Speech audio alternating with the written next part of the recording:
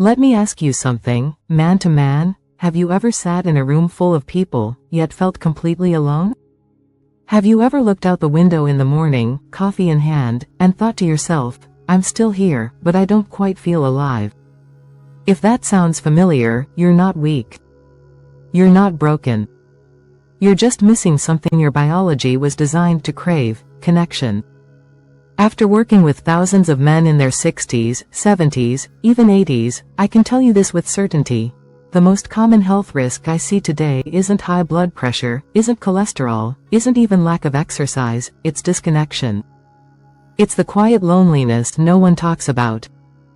See, the world changes as we age, friends retire, family gets busy, and before we realize it, our social life shrinks, and so does our sense of meaning. And the scary part? You might not even notice it at first. It doesn't always feel like sadness. Sometimes, it just feels like numbness. Like you're fading quietly, even as your heart keeps beating. But here's what I want you to know: you were never meant to walk this part of life alone. You were never designed to carry your days in silence. And healing, real healing, doesn't always begin with a doctor or a pill. Sometimes, it begins with a conversation. In this short journey, I'm going to walk you through 3 small but powerful habits that can rebuild your spirit from the inside out. Habits that awaken something in your brain, your heart, and your body. Because yes, social habits don't just lift your mood. They literally rewire your health. So if you've been feeling a little more invisible lately, if you've been wondering where your joy has gone, stay with me. This may be the beginning of your return. Most people think of loneliness as an emotion. A feeling. But what if I told you, it's more than that? It's a medical condition. A biological threat. A silent health risk that can impact your heart, your brain, and even how long you live. According to the CDC and Harvard's 75-year longevity study, chronic loneliness increases your risk of early death by as much as smoking 15 cigarettes a day. Let that sink in. 15 cigarettes. And yet no one warns you about the danger of too many quiet nights alone. Here's why it matters. When you spend day after day without meaningful connection, your brain starts interpreting that as threat. Cortisol rises. Blood pressure goes up. Sleep becomes lighter. Memory begins to blur. And the parts of your brain responsible for pleasure and motivation, they start to dim. You lose interest. You move less. You feel less. It's not that you've stopped caring. It's that your biology has slipped into survival mode. And it happens slowly. You might not notice it at first. But over time, the signs appear. You stop calling people back, you forget the last time you laughed, your appetite changes, you stay indoors. Even when the sun is out, you stop dreaming about the future. But here's the hope. Just as disconnection breaks us down, reconnection rebuilds us. Even small, simple moments of social engagement, a conversation at the grocery store, a phone call with your brother, a smile from the barista, those moments reduce inflammation, restore brain chemistry, and begin to reverse the damage. You don't need a crowded calendar. You just need a few habits, anchored in connection, that remind your body and mind. You are still part of this world. And in the next part, I'll tell you the story of a man who rediscovered that truth, through one simple encounter that changed everything. Let me tell you about Dean. He's 75. A retired school principal from Ohio. Widowed for 6 years. 3 grown kids who live in different states. When Dean first came to see me, he wasn't complaining about pain. He didn't mention blood pressure or joint stiffness. What he said was this: "Doc, I don't feel like myself anymore. I go days without talking to anyone. I make coffee, eat breakfast, and just sit. I'm alive, but I'm not really living." There was no sadness in his voice. No drama. Just quiet resignation. The kind of stillness that doesn't come from peace, but from disconnection. I asked him one question. When was the last time you felt truly seen? He was quiet for a long time. Then, about 2 weeks later, he called me. Something happened, he said. I was out front checking my mailbox, and my neighbor, this younger guy with a dog, he stopped and asked how I was doing. We ended up talking for 10 minutes. That night, I slept through the whole night for the first time in months. I smiled. Because I knew what was happening. That moment, that simple, unscripted moment, reignited something in Dean's nervous system. A reminder that he still belonged. That he was still part of something human. And that changes everything. The following week, Dean joined a local walking group. Nothing intense, just a few men his age walking the neighborhood twice a week. And here's what he told me after 30 days. I sleep better. I laugh more. I remember little things again, like song lyrics. My son called and I actually felt excited to pick up the phone. He paused for a second, then added, "It wasn't the walking, Doc. It was being seen again. It was having someone expect me to show up." That's the power of social contact. It doesn't have to be loud or deep or dramatic. It just has to be real. And for men over 60, real connection, no matter how small, can become the spark that reawakens everything else. In the next section, we'll confront one of the biggest myths I hear from men like Dean, the belief that they're better off alone. And why that one quiet lie may be doing more harm than they realize.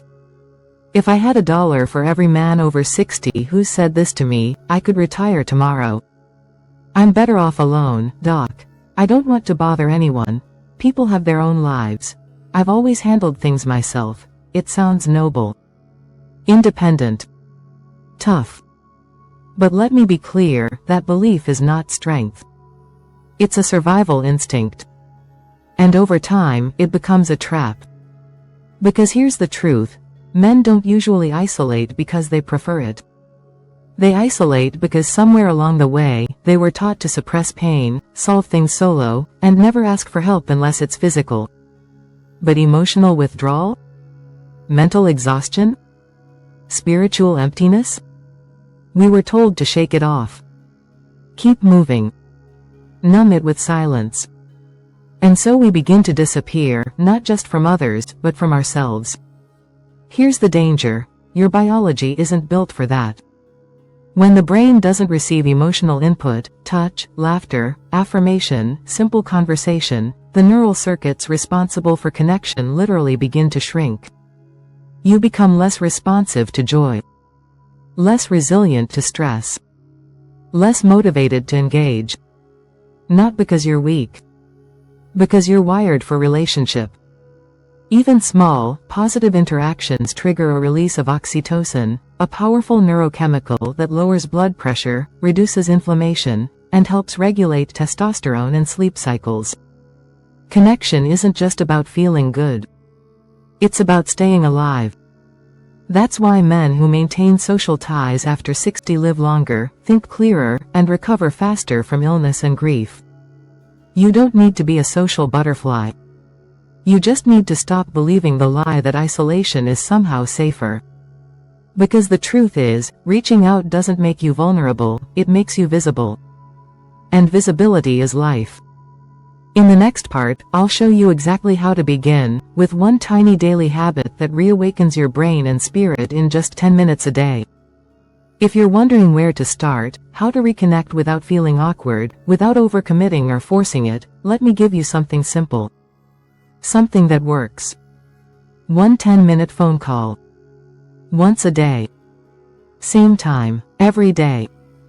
That's it. It doesn't have to be emotional. It doesn't have to be deep.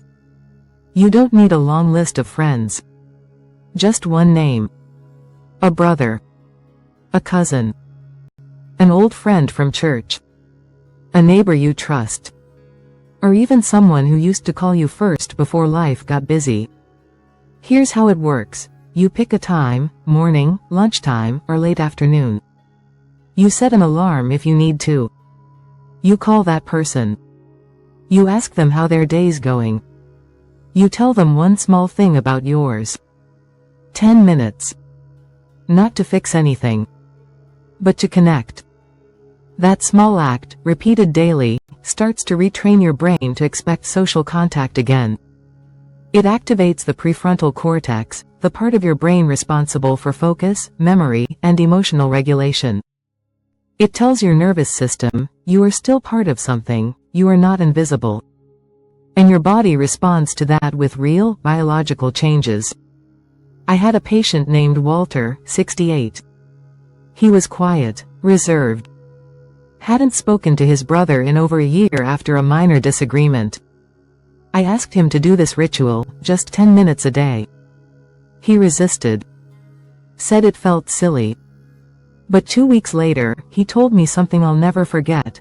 "Doc, I called my brother. We didn't talk about the past. We just laughed about something stupid we saw on the news. And afterward, I felt lighter."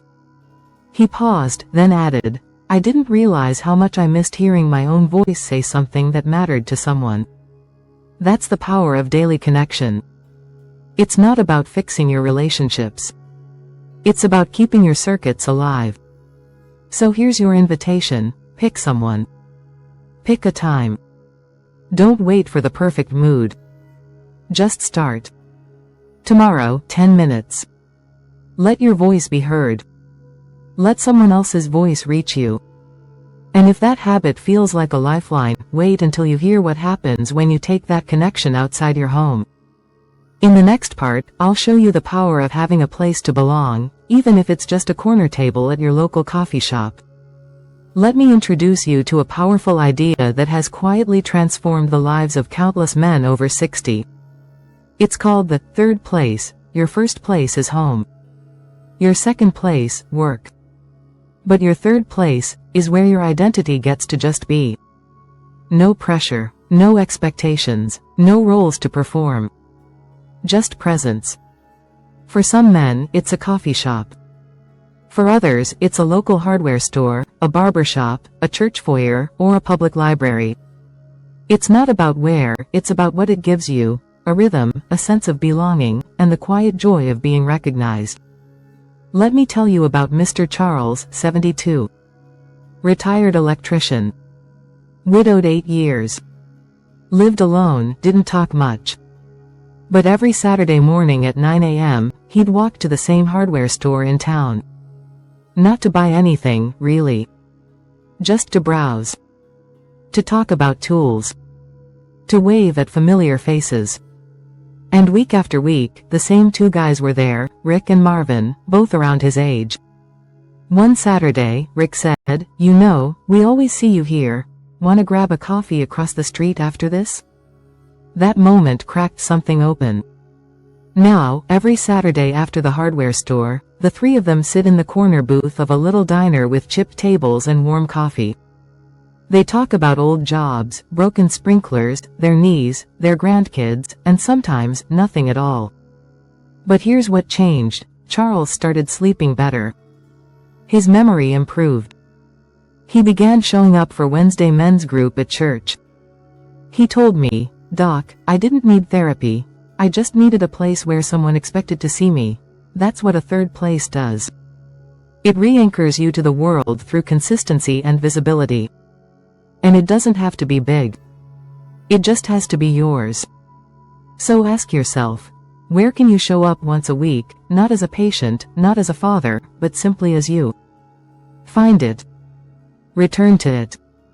Let it become your ritual. Because when your week has a social anchor, your nervous system relaxes, your heart softens, and your sense of identity grows stronger.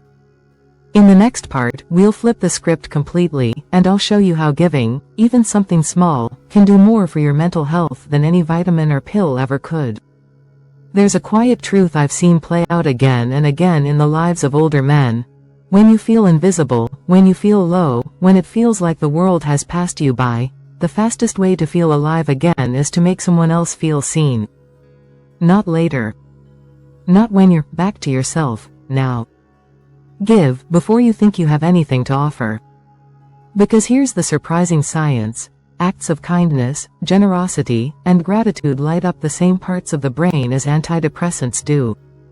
They release dopamine, your brain's natural, feel-good chemical. They reduce stress hormones like cortisol.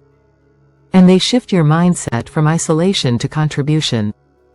I had a patient named Luis, 70. Vietnam vet. Tough. Didn't talk much. Didn't like asking for help. He told me one day, "Doc, I just feel useless." I didn't try to cheer him up. I simply said, "Luis, who can you thank this week?" He paused. A few days later, he came back with a story. He had written a short, handwritten thank you note to the janitor at his building, a quiet man named Kevin who always held the elevator door for him. Just one sentence. "You make my mornings easier. Thank you for seeing me," Kevin cried. And so did Luis. That one moment, that small, intentional act, became the start of a new rhythm. Each week, Luis picked one person, wrote one sentence of gratitude, slipped it into a mailbox, a handshake, or a coffee cup. After a month, he told me, "I feel like I'm part of the world again. I'm not watching from the outside." Because giving, even when you feel empty, doesn't deplete you. It restores you. You don't need money. You don't need a grand gesture. You just need to remember that your attention, your presence, has value. So here's your challenge: write one thank you note this week. Compliment one stranger. Help carry someone's groceries. Text someone and say, "Thinking of you today," not because they need it. Because you do.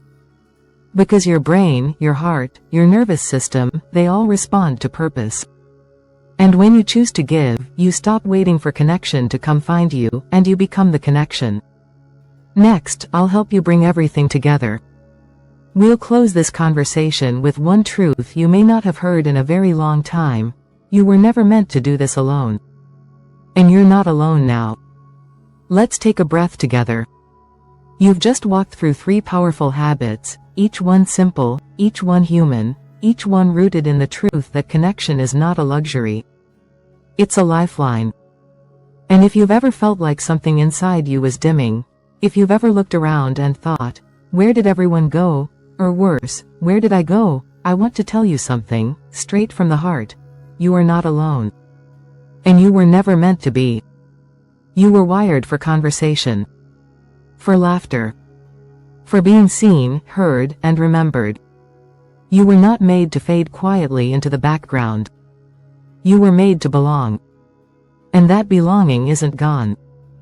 It's just waiting for a signal, a small act of reaching out to remind your body and brain, "I still matter. I still have something to give." So let's bring it home. Here's what I'm asking of you. This week, choose one of these. The 10-minute phone call. Call someone you miss, or someone you've grown quiet with. Let your voice reconnect you. The third place ritual: find a spot in town where people know your name, or start showing up until they do. The act of giving. Write one thank you note. Offer a kind word. Give without needing to be asked. These aren't just behaviors. They're medicine for your mind, for your heart, and for your future. And if this message stirred something in you, if even one part of you whispered, "That's what I've been missing," then type the words, "Reach out," in the comments below. Let me know you're choosing to reconnect, even if it's just a little at a time. And if you know a man, a brother, a father, a friend, who's been shrinking in silence, share this message with him. Because your presence, your story, your voice, they still matter. More than you know. This isn't about becoming someone new. It's about coming back to the man you've always been, underneath the quiet. And I promise you, he's still in there. And he's not done yet.